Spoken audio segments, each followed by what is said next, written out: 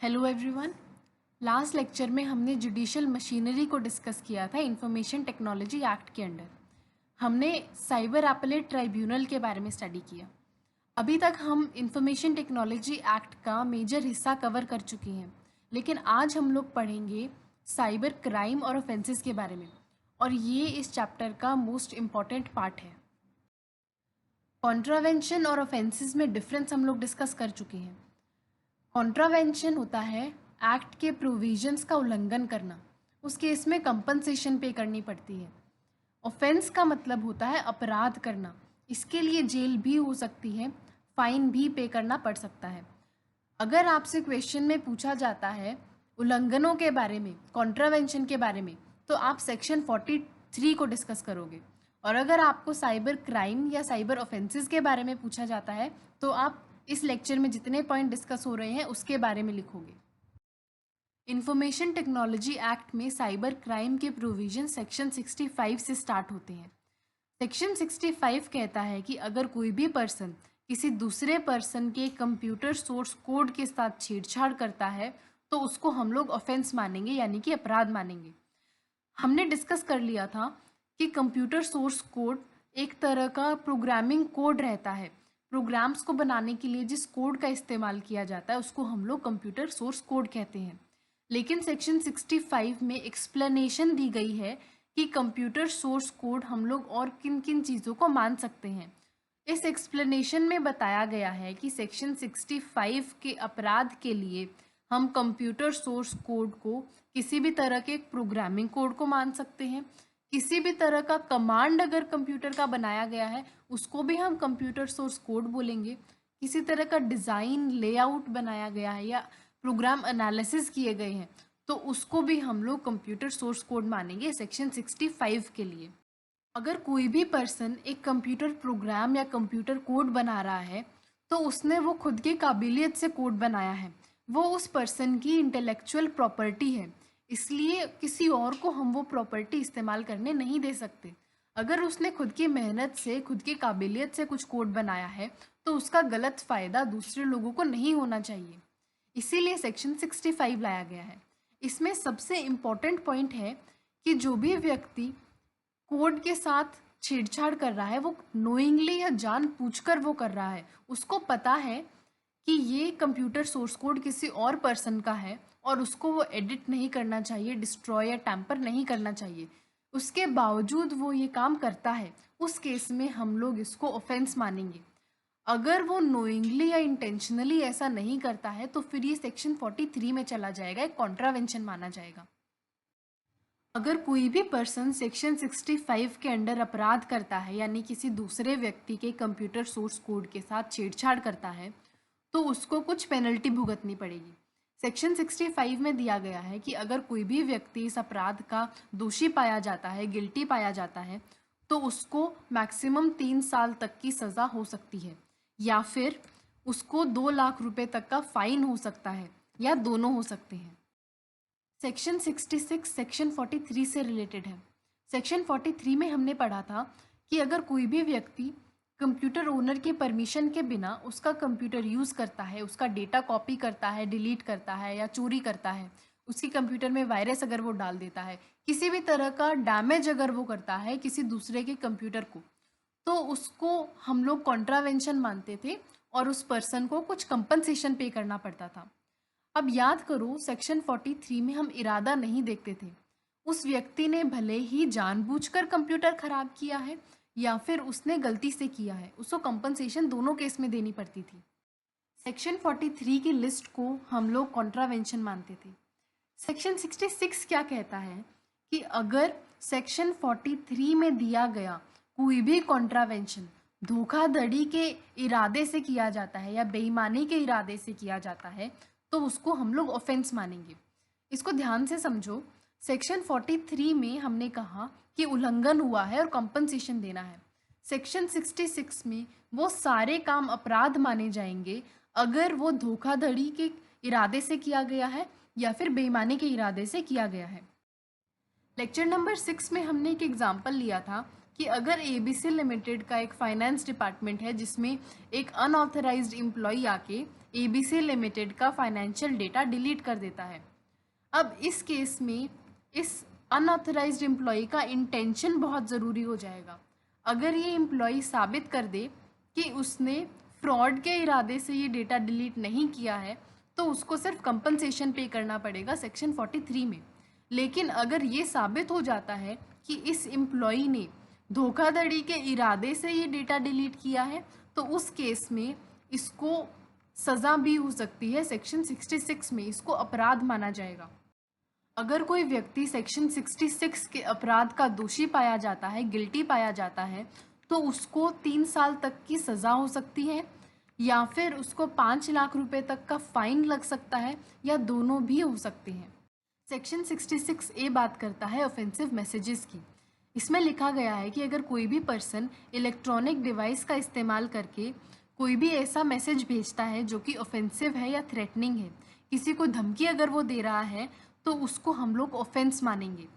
इसके अलावा अगर कोई ऐसा मैसेज भेजा गया है जो कि झूठा है और दूसरे व्यक्ति को नुकसान पहुंचाने के लिए भेजा गया है, यानी कि उसको डराया जा रहा है, क्रिमिनल इंटिमिडेशन अगर किया जा रहा है, या फिर सिर्फ उसको परेशान करने के लिए भी मैसेज किया गया है, तो उसको हम लोग अपराध मानते हैं, ऑफेंस मानते हैं।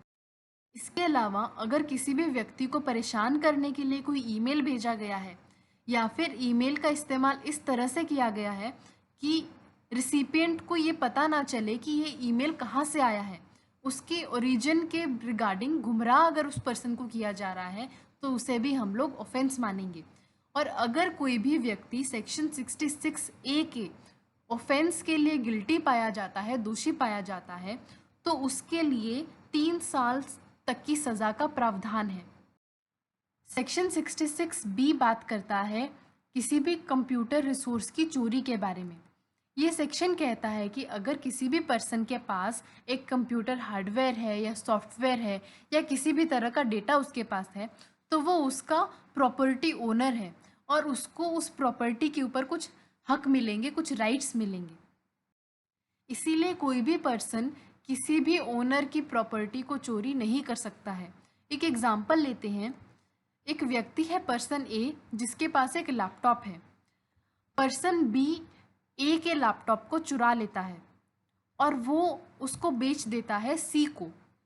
सी को पता है कि ये लैपटॉप चोरी का है, फिर भी वो उस लैपटॉप को खरीदता है। तो इस केस में पर्सन सी को हम लोग गिल्टी मानेंगे, दोषी मानेंगे सेक्शन 66B के ऑफेंस का। इस केस में पर्सन सी को 3 साल तक की सज़ा हो सकती है, या फिर उसको 1 लाख रुपए तक का जुर्माना हो सकता है, या फिर दोनों हो सकते हैं। इस केस में ऑफेंस सिर्फ तब होगा अगर पर्सन सी को ये जानकारी है कि ये लैपटॉप चुराया हुआ है। अगर उसको इस बात का नहीं पता है और वो कोर्ट में ये बात साबित कर देता है कि मुझे कोई नॉलेज नहीं थी कि ये लैपटॉप चोरी का है, तो उसको हम लोग गिल्टी नहीं मानेंगे ऑफेंस का।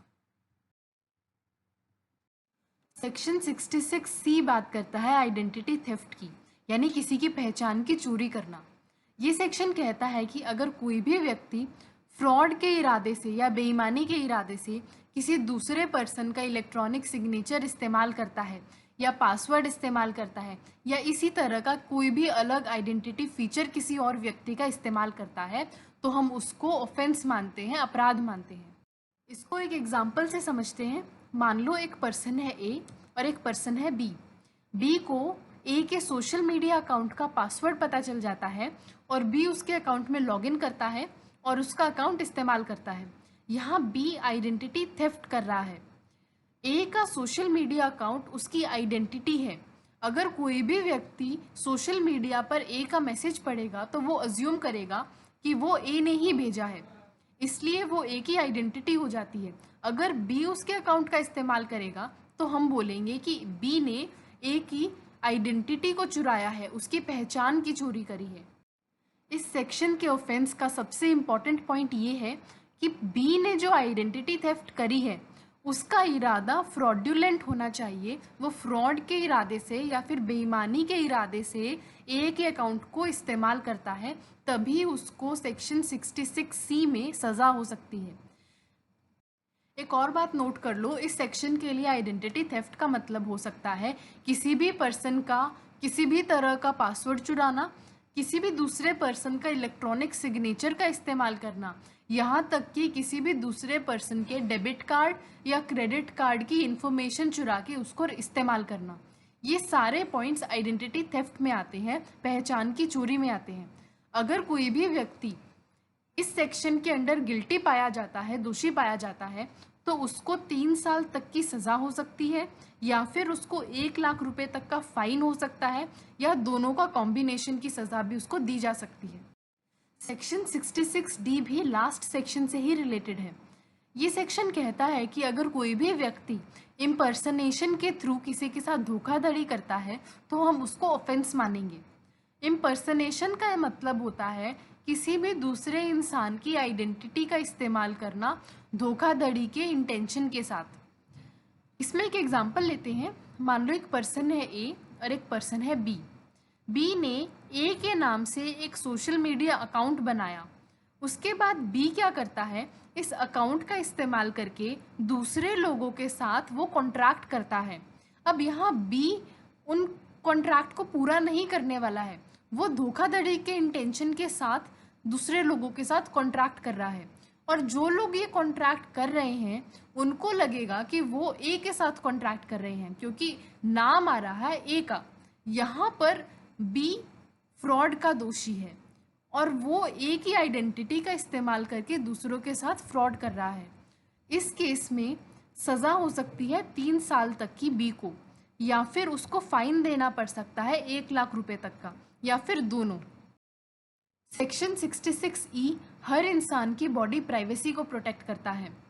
हर इंसान को अधिकार है अपनी बॉडी को प्राइवेट रखने का, और अगर उस प्राइवेसी का उल्लंघन होता है तो हम उसको अपराध मानते हैं। बेसिकली ये सेक्शन हिडन कैमरेज के इस्तेमाल पर रोक लगाता है। अगर उन हिडन कैमरेज का इस्तेमाल हो रहा है किसी भी व्यक्ति की बॉडी प्राइवेसी को वॉयलेट करने के लिए। सेक्शन 66E कहता है कि अगर कोई भी व्यक्ति जानबूझकर या जानते हुए किसी भी दूसरे पर्सन की बॉडी के प्राइवेट एरिया की फ़ोटो लेता है या वीडियो बनाता है या किसी के साथ भी शेयर करता है या इवन अपने पोजेशन में रखता है बिना उस कंसर्न्ड पर्सन की परमिशन के, तो उसको हम लोग गिल्टी मानेंगे ऑफेंस का। और इस केस में उस व्यक्ति को सज़ा हो सकती है 3 साल तक की, या उसको जुर्माना हो सकता है 2 लाख रुपए तक का, या फिर दोनों भी हो सकते हैं। सेक्शन 66F साइबर टेररिज्म के बारे में बात करता है। इस सेक्शन में प्रोविजंस बनाए गए हैं टेररिज्म में साइबर टेक्नोलॉजी के इस्तेमाल को रोकने के लिए। इस सेक्शन का पार्ट ए कहता है कि अगर कोई भी इंसान इंडिया की यूनिटी, उसकी इंटेग्रिटी या इंडिया की सिक्योरिटी या सॉवरेनिटी को नुकसान पहुंचाने के लिए या फिर यहाँ के लोगों में आतंक फैलाने के लिए इस सेक्शन के दिए गए क्लॉजेस में से कोई भी एक काम करता है तो हम उसको ऑफेंस का दोषी मानते हैं। ये सेक्शन कहता है कि अगर कोई भी पर्सन किसी ऑथराइज्ड पर्सन को उसी का कंप्यूटर रिसोर्स इस्तेमाल करने से रोकता है, या फिर किसी का कंप्यूटर रिसोर्स बिना परमिशन के इस्तेमाल करता है, उसको एक्सेस करता है, या फिर कंप्यूटर कंटेमिनेंट या वायरस फैलाता है, तो हम उसको अपराध का दोषी मानेंगे। अब याद करो, ये सारे पॉइंट्स हमने सेक्शन 43 में भी डिस्कस किए थे। सेक्शन 43 और 66F में डिफरेंस होता है सिर्फ इंटेंशन का, इरादे का।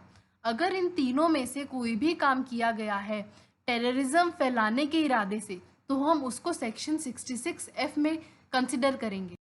टेररिज्म का इंटेंशन हो सकता है लोगों को नुकसान पहुंचाना, लोगों को मारना, प्रॉपर्टी को डैमेज करना, इवन ज़रूरी सामान की सप्लाई को डिसरप्ट करना।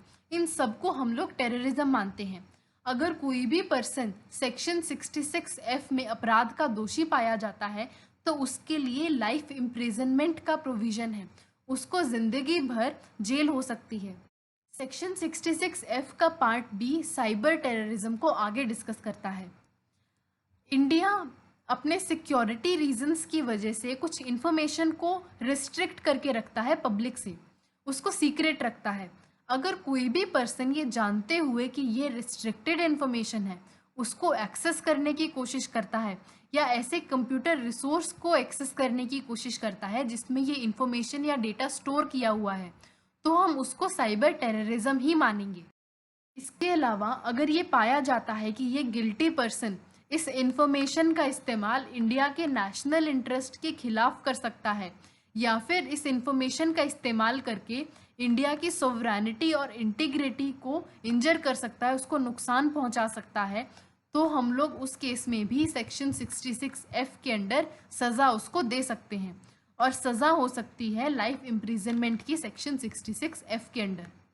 सेक्शन 67 ऑब्सीन मटेरियल के ट्रांसमिशन पर रोक लगाता है। ये सेक्शन कहता है कि अगर कोई भी पर्सन जानते हुए इलेक्ट्रॉनिक फॉर्म में किसी भी मटेरियल को शेयर करता है या उसको पब्लिश करता है जो कि ऑब्सीन है या मॉरली करप्टिंग है, तो उसको हम लोग अपराध मानेंगे, ऑफेंस मानेंगे। और अगर कोई भी पर्सन ये अपराध करता है तो उसके लिए सज़ा का भी प्रावधान है।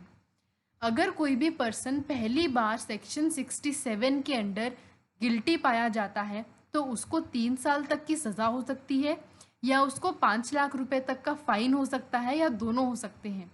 अगर पहली बार के बाद वो फिर से सेम ऑफेंस का गिल्टी पाया जाता है तो उसको 5 साल तक की सज़ा हो सकती है या 10 लाख रुपए तक का जुर्माना हो सकता है या फिर दोनों हो सकते हैं। इसके बाद सेक्शन 67A कहता है कि अगर कोई भी पर्सन जानते हुए इलेक्ट्रॉनिक फॉर्म में ऐसा मटेरियल शेयर करता है या पब्लिश करता है जो कि सेक्सुअली एक्सप्लिसिट है या फिर सेक्सुअली एक्सप्लिसिट एक्ट शो करता है, तो उसको हम अपराध मानेंगे और उस केस में भी पेनल्टी का प्रोविज़न है। अगर पहली बार कोई इस अपराध का दोषी पाया जाता है तो उसको 5 साल तक की सज़ा हो सकती है या फिर 10 लाख रुपए तक का फाइन हो सकता है या दोनों हो सकते हैं। पहली बार के बाद अगर कोई दोबारा दोषी पाया जाता है तो उसको 7 साल तक की सज़ा हो सकती है या फिर 10 लाख रुपए तक का जुर्माना हो सकता है या दोनों हो सकते हैं। सेक्शन 67B ऐसे मटेरियल की ट्रांसमिशन पर रोक लगाता है जो कि 18 साल से कम उम्र के बच्चों को सेक्सुअली एक्सप्लिसिट एक्ट में शो करता है। ये सेक्शन कहता है कि फॉलोइंग सारे पॉइंट्स ऑफेंस माने जाएंगे। पहला है कि अगर कोई भी पर्सन इलेक्ट्रॉनिक फॉर्म में कोई ऐसा मटेरियल शेयर करता है या पब्लिश करता है जिसमें बच्चों को एक्सप्लिसिट सेक्सुअलिटी में शो किया गया है, या फिर कोई भी पर्सन इस तरह के टेक्स्ट, इमेजेस या वीडियो शेयर करता है या डाउनलोड करता है, उसका इस्तेमाल करता है या फिर उसको क्रिएट करता है जिसमें बच्चों की सेक्सुअलिटी को शो किया गया है, तो भी हम उसको ऑफेंस मानेंगे।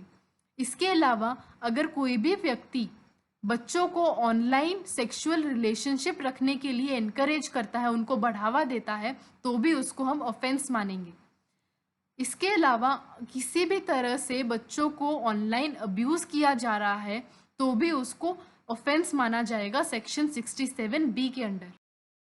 सेक्शन 67B के अंडर अगर कोई भी पर्सन पहली बार गिल्टी पाया जाता है, दोषी पाया जाता है, तो उसको 5 साल तक की सज़ा हो सकती है या फिर उसको 10 लाख रुपए तक का जुर्माना हो सकता है या दोनों हो सकते हैं। अगर पहली बार के बाद दोबारा कोई दोषी पाया जाता है तो उसको 7 साल तक की सज़ा हो सकती है या फिर 10 लाख रुपए तक का जुर्माना हो सकता है या दोनों हो सकते हैं। इस सेक्शन का एक एक्सेप्शन भी है। अगर इस तरह का मटेरियल साइंस के इंटरेस्ट में इस्तेमाल किया जा रहा है या फिर आर्ट और लिटरेचर के इंटरेस्ट में इस्तेमाल किया जा रहा है या फिर हेरिटेज और रिलीजियस पर्पसेस के लिए इस्तेमाल किया गया है, तो उस केस में सेक्शन 67B के प्रोविजंस लागू नहीं होंगे। इसके आगे के प्रोविजंस हम नेक्स्ट लेक्चर में करेंगे। Thank you.